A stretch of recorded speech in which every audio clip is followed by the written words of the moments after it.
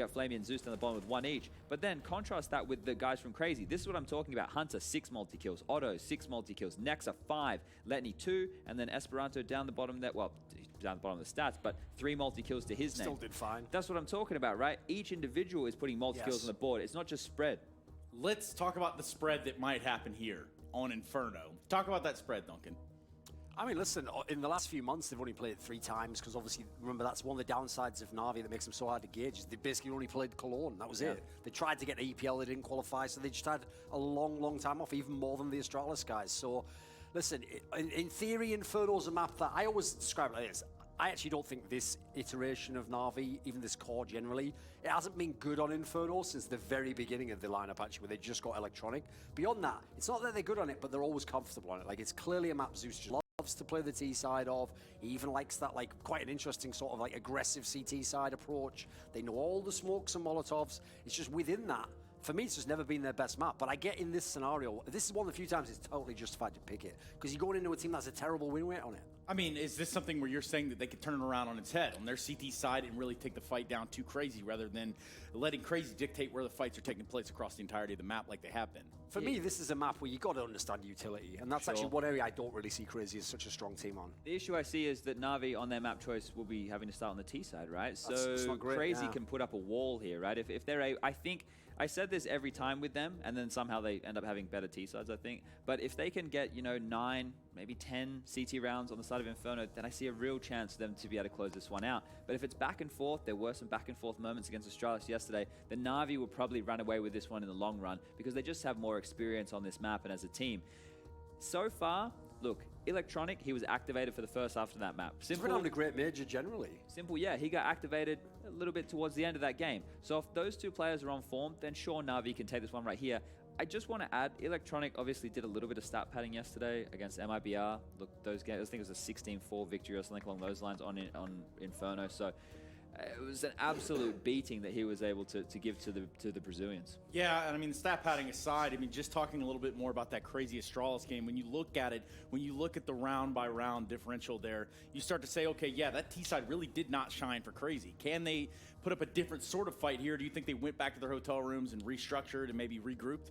Overnight's not enough to restructure, but maybe come up with a couple of tendencies that they might try and exploit here, because we've seen some really scrimmy stuff out of the T side of this Crazy team throughout the tournament, and it's worked. Like he said earlier, like here's the thing, it's not like they are just literally 5 aimers who've just been thrown together and they're just playing for the first time. They clearly, like you said, they can play off each other well enough. I don't really feel like a lot of these are like actual tactics. Some of these aren't calls. It's just like one guy covers this guy, he takes this angle. I would assume the comms are pretty decent. Again, they're not really a team in that sense, aside from the Finnish guy that presumably has communication issues. So everyone's in form on their team. That's a massive bonus for you right there. I've actually been fairly impressed, like I said at the beginning, that the Navi players are hanging with them in terms of fragging. Yeah, look, this is pretty bleak right now if you have Navi and your pick'ems, or if you're a Navi fan, or even if you're just a simple fan, because we are not seeing too many signs of life right now. And I know that Crazy must have been expecting this map to come through. And with that in mind, I'm interested to see what kind of tempo they come into this. If they get in the face of Navi and they're able to beat them down, I can see Navi going back to that old team that we all remember that just crumbles. They argue with each other, they infight, and it all falls apart. And then what happens at the end of the day there, right? Because then you really start to have to ask questions if you are not a sincere.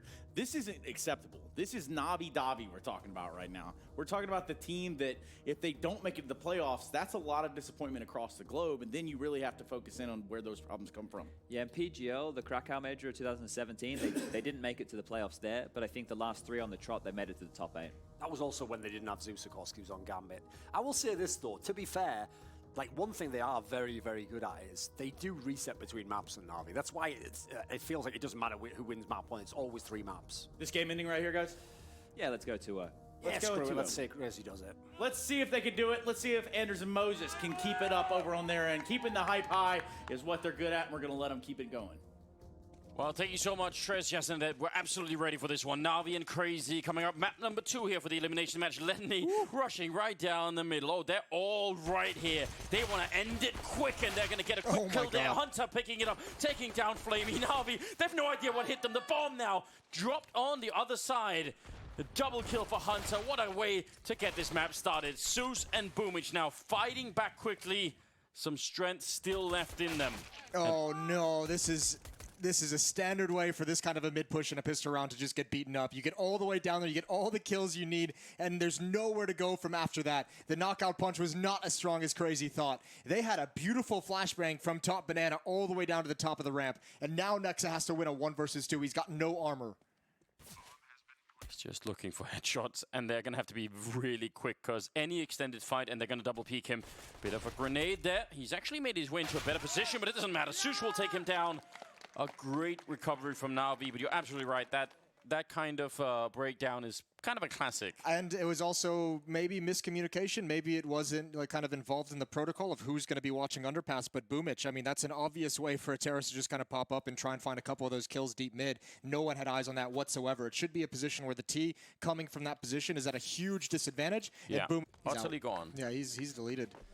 Well, you want to know how much the conversation shifts after that win and that performance from both of these teams on Mirage. For the better for Crazy, for the worse for Navi.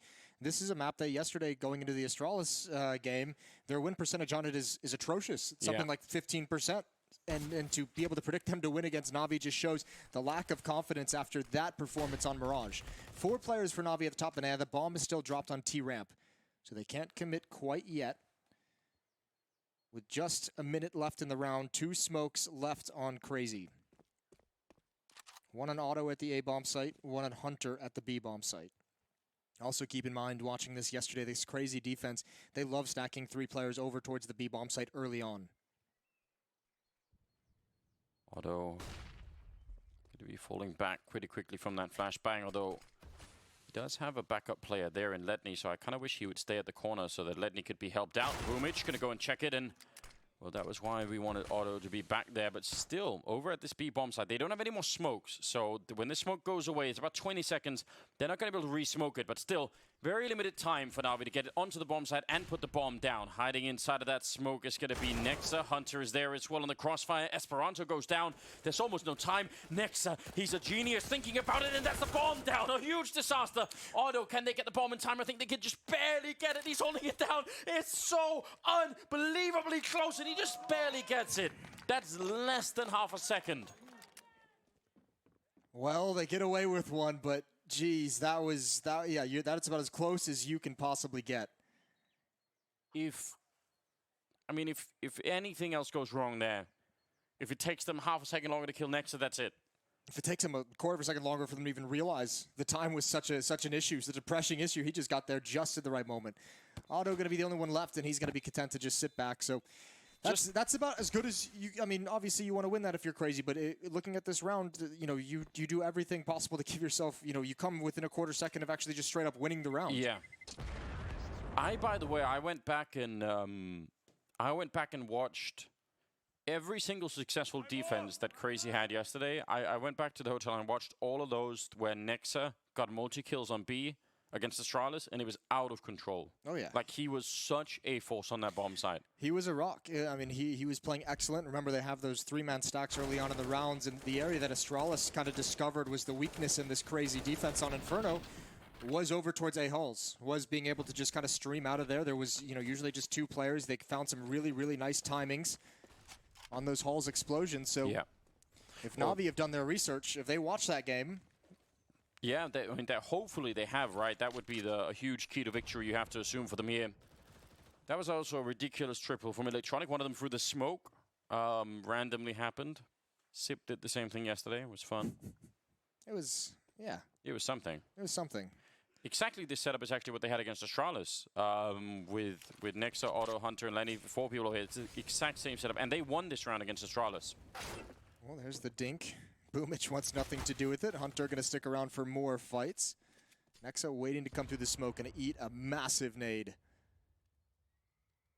Yeah, we talked about this yesterday as well. As impressive as Crazy has been, there's a good kill from Auto. That's deep into mid. He actually just peeked down mid with the 5-7.